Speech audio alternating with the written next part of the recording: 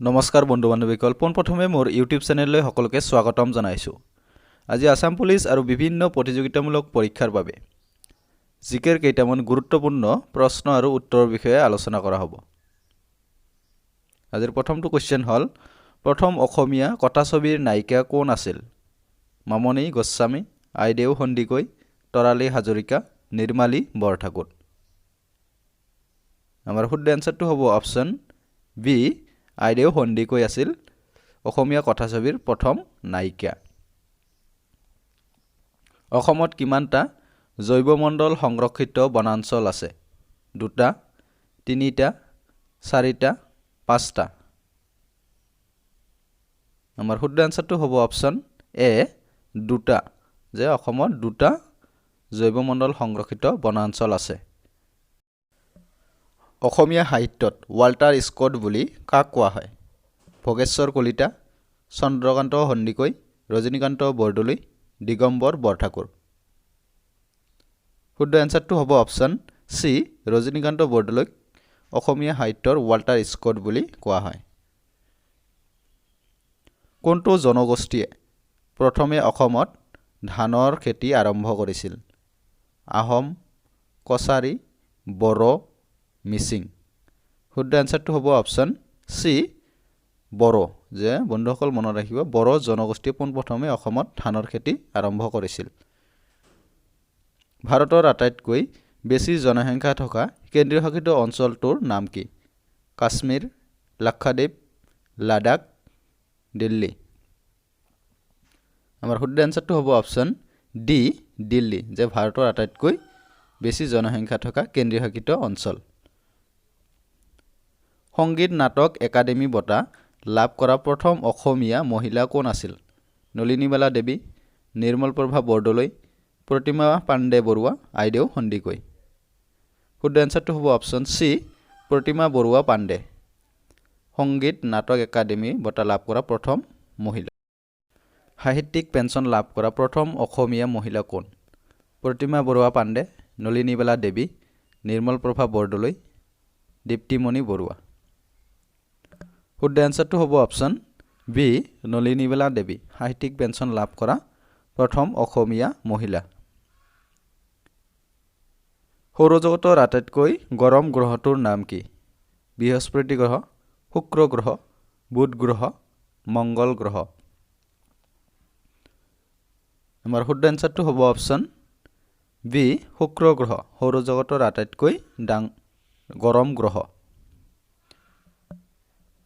সাহিত্য একাডেমী বঁটা লাভ কৰা প্ৰথম অসমীয়া কোন আছিল? বিৰিঞ্চি কুমাৰ বৰুৱা, যতীন্দ্ৰনাথ দুৱৰা, ভোগেশ্বৰ বৰুৱা, নৱকান্ত হাজৰিকা। আমাৰ এনসাৰটো হ'ব অপচন বি, যতীন্দ্ৰনাথ দুৱৰা সাহিত্য একাডেমী বঁটা লাভ কৰা প্ৰথম অসমীয়া। সূৰ্যত আটাইতকৈ বেছি পৰিমাণে থকা গেছবিধ কি?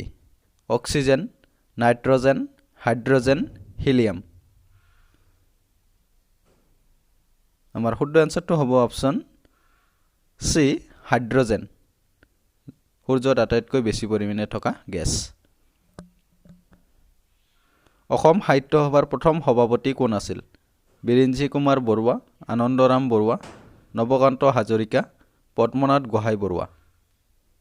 আমাৰ শুদ্ধ এনসাৰটো হ'ব অপচন ডি, পদ্মনাথ গোহাঁই বৰুৱা অসম সাহিত্য সভাৰ প্ৰথম সভাপতি আছিল। নেক্সট কুৱেশ্চনটো হ'ল পৃথিৱীত মুঠ কিমানখন মহাসাগৰ আছে? 5খন, 6খন, 7খন, 8খন। শুদ্ধ এনসাৰটো হ'ব অপচন চি, যে পৃথিৱীত মুঠ 7খন মহাসাগৰ আছে। ভাৰতৰ প্ৰথম বিশ্ববিদ্যালয়খনৰ নাম কি? গুৱাহাটী বিশ্ববিদ্যালয়, নালন্দা বিশ্ববিদ্যালয়, কলকাতা বিশ্ববিদ্যালয়, পুনে বিশ্ববিদ্যালয়। শুদ্ধ এনসাৰটো হ'ব অপচন বি, নালন্দা বিশ্ববিদ্যালয় ভাৰতৰ প্ৰথম বিশ্ববিদ্যালয়। অসমৰ প্ৰথম ৰাজ্যপাল কোন আছিল? জগদীশমুখী, আকবৰ হাইদৰ, গোপাল পাটিয়ালা, যোগেন্দ্ৰ হাজৰিকা। শুদ্ধ এনসাৰটো হ'ব অপচন বি, আকবৰ হাইদৰ আছিল অসমৰ প্ৰথম ৰাজ্যপাল। পোনপ্ৰথমে কোনখন দেশত জিএছটিৰ প্ৰৱৰ্তন কৰা হয় আমেৰিকা ৰাছিয়া ভাৰত ফ্ৰান্স আৰু ইয়াৰ শুদ্ধ আনসাৰটো হ'ব অপচন ডি ফ্ৰান্স দেশত পোনপ্ৰথমে জিএছটিৰ প্ৰৱৰ্তন কৰা হয় ভাৰতৰ প্ৰথম মহিলা ৰাজ্যপাল কোন আছিল মমতা বেনাৰ্জী ইন্দিৰা গান্ধী সৰোজিনী নাইডু সুস্মিতা বেনাৰ্জী শুদ্ধ আনসাৰটো হ'ব অপচন সি সৰোজিনী নাইডু আছিল ভাৰতৰ প্ৰথম মহিলা ৰাজ্যপাল মহাত্মা গান্ধীক মহাত্মা উপাধিটো কোনে প্ৰদান কৰিছিল জৱাহৰলাল নেহৰু ৰাজেন্দ্ৰ প্ৰসাদ ৰবীন্দ্ৰনাথ ঠাকুৰ গোপীনাথ বৰদলৈ শুদ্ধ আনসাৰটো হ'ব অপচন সি ৰবীন্দ্ৰনাথ ঠাকুৰে মহাত্মা গান্ধীক মহাত্মা উপাধিটো প্ৰদান কৰিছিল ৰূপৰ টিলিঙাৰ মাত শীৰ্ষক কবিতা পুথিখনৰ ৰচক কোন আছিল চন্দ্ৰকুমাৰ আগৰৱালা ভৱেন্দ্ৰনাথ শইকীয়া লক্ষ্মীনাথ বেজবৰুৱা মহেন্দ্ৰ বৰা শুদ্ধ আনসাৰটো হ'ব অপচন ডি মহেন্দ্ৰ বৰা আছিল ৰূপৰ টিলিঙাৰ মাত শীৰ্ষক কবিতা পুথিখনৰ ৰচক কোনটো গ্ৰহৰ পৰা সেউজীয়া পোহৰ নিৰ্গত হয় বৃহস্পতি গ্ৰহ ইউৰেনাছ গ্ৰহ বুধ গ্ৰহ শুক্ৰ গ্ৰহ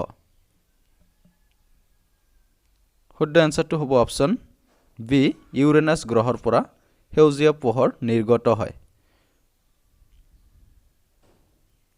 বিশ্ব কেন্সাৰ দিৱস কিমান তাৰিখে পালন কৰা হয় 4 ফেব্ৰুৱাৰী 8 ছেপ্টেম্বৰ 6 জানুৱাৰী 9 ডিচেম্বৰ শুদ্ধ আনসাৰটো হ'ব অপচন এ 4 ফেব্ৰুৱাৰী তাৰিখে বিশ্ব কেন্সাৰ দিৱস পালন কৰা হয় গুৱাহাটীৰ উমানন্দ মন্দিৰটো কোনে সাজিছিল প্ৰতাপ সিংহ গদাধৰ সিংহ চন্দ্ৰধৰ বৰুৱা বিশেশ্বৰ সিংহ আৰু বন্ধুসকল ইয়াৰ শুদ্ধ উত্তৰটো আপোনালোকে কমেন্ট বক্সত কমেন্ট কৰি জনাব আৰু যদিহে ভিডিঅ'টো চাই ভাল পাইছে তেন্তে লাইক কমেন্টছ আৰু বিভিন্ন বন্ধুসকললৈ শ্বেয়াৰ কৰি দিব ধন্যবাদ